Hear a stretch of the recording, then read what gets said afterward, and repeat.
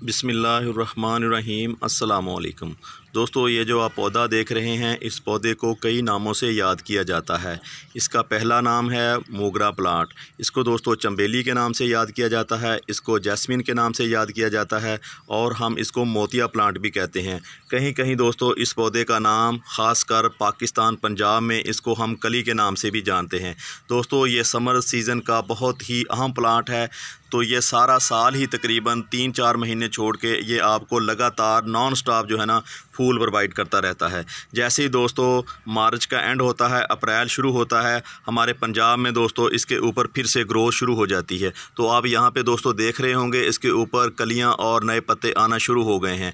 दोस्तों, चंद चीज़ें आपने इसके ऊपर अप्लाई करनी है जिसकी वजह से आप इस पौधे से 6-7 माह लगातार नॉन स्टॉप ना सिर्फ फूल ले सकते हैं और इसके साथ साथ दोस्तों इसको आप बुशी भी बना सकते हैं।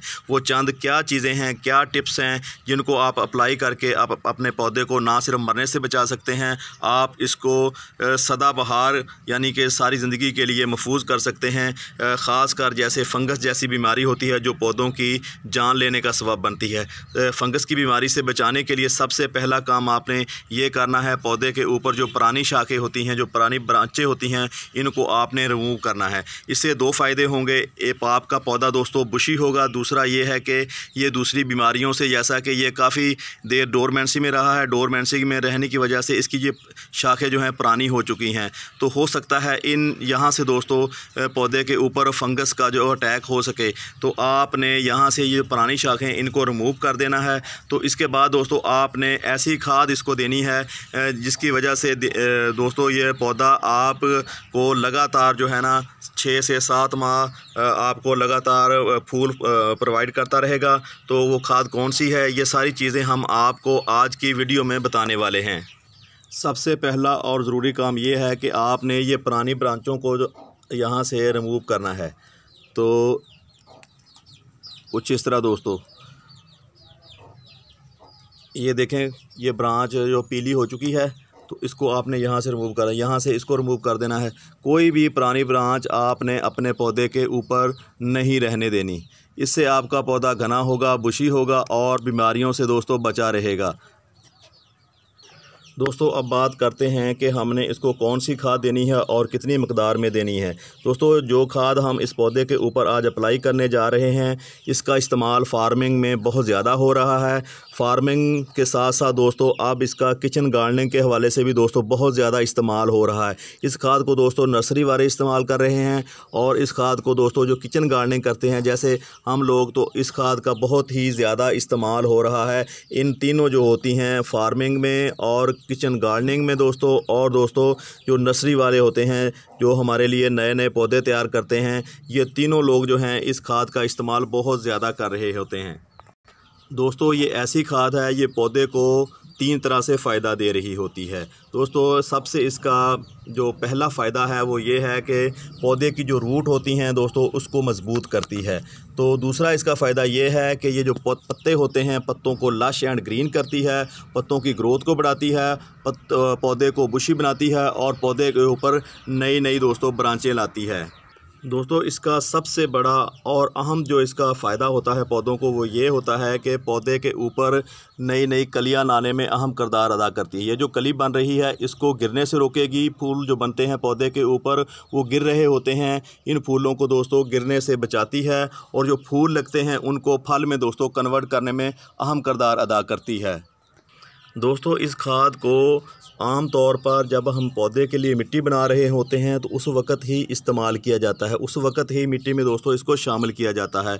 अगर आप मिट्टी बनाते वक़्त इसका इस्तेमाल करेंगे तो ये बहुत ही ज़्यादा इफ़ेक्टिव होगा। तो दोस्तों, ये बहुत ही स्लो रिलीज़ फर्टिलाइज़र होता है, पौधे को आहिस्ता आहिस्ता जो है ये खुराक मुहैया करता है। तो अगर गलती से इसकी डोज़ ज़्यादा भी पौधे को हम दे दें तो पौधे को कोई नुकसान नहीं होता, इसकी जड़ें बर्न नहीं होती, इसकी जड़ें गलती नहीं है और पौधा जो है मरता नहीं है। दोस्तों, इस खाद का नाम है DAP, जिसे हम डाई अमोनिया फास्फेट भी कहते हैं। दोस्तों, इसमें तकरीबन 46% फास्फोरस होता है और इसमें तकरीबन 18% जो होती है नाइट्रोजन मौजूद होती है। जैसा कि मैंने कहा कि फास्फोरस का काम पौधे की जड़ों को मजबूत करना होता है और नाइट्रोजन का काम दोस्तों पौधे के ऊपर जो पत्ते होते हैं उनकी ग्रोथ बढ़ाना होता है, उसको लश ग्रीन करना होता है और नई नई ब्रांचें इसमें डेवलप करना होता है।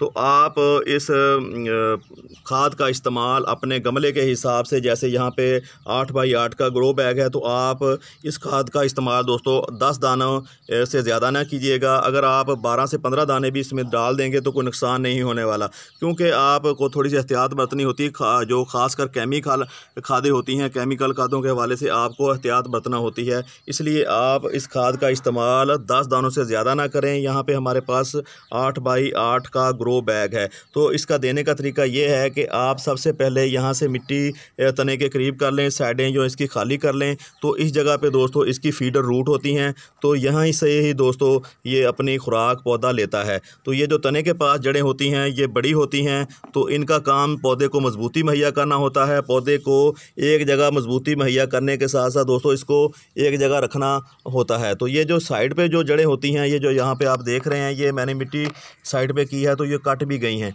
तो ये ऐसी जड़ें होती हैं जो पौधे को यहाँ से खुराक साइडों से प्रोवाइड करती हैं। तो आप दोस्तों इस खाद को इस साइड पे आपने देना है। अगर आप थोड़ी सी भी इसकी मकदार ज़्यादा या कम दे देंगे तो कोई नुकसान नहीं होने वाला।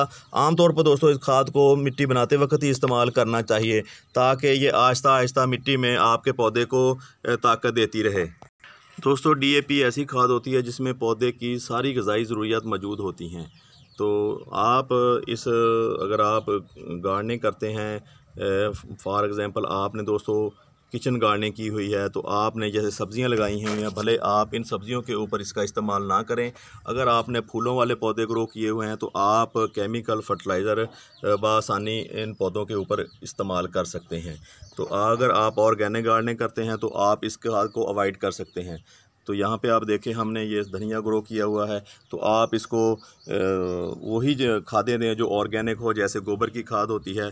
तो फूलों वाले पौधे के ऊपर ये जो केमिकल खादें होती हैं इनका इस्तेमाल करने से कोई नुकसान नहीं होने वाला।